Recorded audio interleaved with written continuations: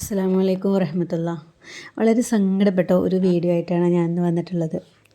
സംഭവം നടന്നിട്ടുള്ളത് കുവൈത്തിലാണ് കേട്ടോ.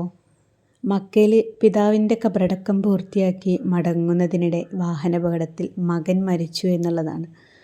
മരിച്ചത് മലപ്പുറം വാഴയൂർ സ്വദേശി എന്ന് പറയേ റിയാസാണ് കേട്ടോ.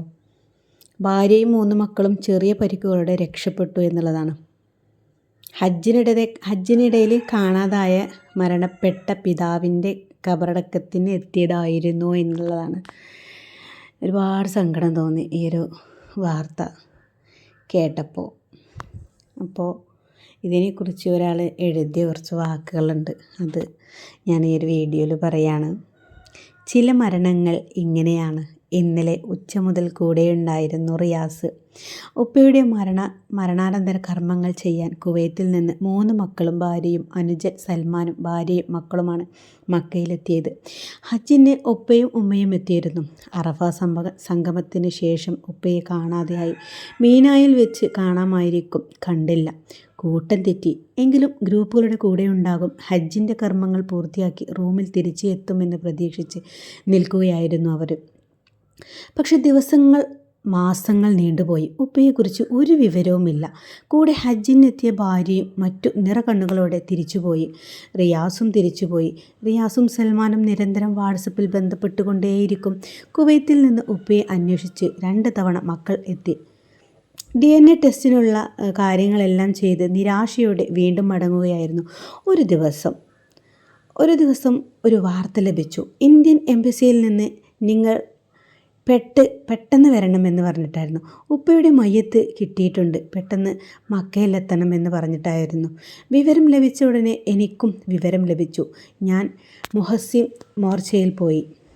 മോർച്ചറയിൽ പോയി. ടാഗും മറ്റും കണ്ട് തിരിച്ചറിഞ്ഞു. മുജീബ് ഖാ ഞങ്ങൾ വന്നിരുന്നു എന്ന മെസ്സേജ് വന്നു. മക്കയിലെത്തി റിയാസും സൽമാനും ഉപ്പയുടെ മയ്യത്ത് കണ്ട് തിരിച്ചറിഞ്ഞു. പിന്നെ ഖബറടക്കാനുള്ള നടപടിക്രമങ്ങൾ പൂർത്തിയാക്കി. ഇന്നലെ മഗ്‌രിബിന് ശേഷം വിശുദ്ധ ഹറമിൽ മയ്യത്ത് നിസ്കരിച്ചു. ജന്നത്തുൽ മുഅല്ലിമയിൽ ഖബറടക്കി. എല്ലാത്തിനും ഞാൻ കൂടെ ഉണ്ടായിരുന്നു. മുഹാജിരിൻ പള്ളിയിൽ കൊണ്ടുവന്ന് കഫം ചെയ്യുന്നതിനും മറ്റും. പിന്നീട് ഹറമിലേക്ക് മഗ്‌രിബിന് തൊട്ട് മുമ്പ് മയ്യത്തുമായി എത്തി. നിസ്കാരത്തിന് ശേഷം വീണ്ടും ആംബുലൻസിൽ കയറി. ജന്നത്തുൽ മുഅല്ലയിൽ ഖബറടക്കുമ്പോൾ ഞാൻ ആദ്യം ഖബറിലേക്ക് ഇറങ്ങി. റിയാസിനെയും സൽമാനെയും ഖബറിലേക്ക് വിളിച്ചിറക്കി. മുജീബ് ഖാ ഞങ്ങൾക്ക് ഒന്നും അറിയില്ല കേട്ടോ. മയ്യത്ത് ഞങ്ങൾ 3 പേരും പിടിച്ച് താഴെ ഇറക്കി. കിബിലക്ക് നേരെ ചെരിച്ച് ഉപ്പയെ കിടത്തി കവിളിൽ 2 മക്കളോടും പിടിച്ച് മണ്ണ് വെപ്പിച്ച് ഉപ്പയോട് സലാം പറഞ്ഞു ഖബറിൽ നിന്ന് കയറ്റി. 3 പിടി മണ്ണ് ഖബറിന് മുകളിൽ ഇട്ടതിനു ശേഷം റിയാസ് കെട്ടിപ്പിടിച്ച് യാത്ര ചോദിച്ചപ്പോൾ അറിഞ്ഞില്ല അവസാന യാത്ര ചോദിക്കലാണ് എന്ന്. മഗ്‌ഫിറത്തിനും മർഹമത്തിനും വേണ്ടി പ്രത്യേകം പ്രാർത്ഥിക്കണമെന്ന് അപേക്ഷിക്കുന്നു. ഇത് എഴുതിയിട്ടുള്ളത് മുജീബ് പൂക്കോട്ടൂർ എന്ന് പറയുന്ന ഒരു സ്വദേശിയാണ്. അവരുടെ റിയാസിൻ്റെയും അവരുടെ ഉപ്പാൻ്റെയും ഈ ഒരു മുജീബ് ഇവർക്ക് സമ്മാനിച്ച വാക്കുകളും ചെയ്തു കൊടുത്ത കാര്യങ്ങളൊക്കെയാണ്. വളരെയധികം സങ്കടം തോന്നി. എന്തായാലും പടച്ച റബ്ബ് സ്വർഗം നൽകി അനുഗ്രഹിക്കട്ടെ. ആമീൻ.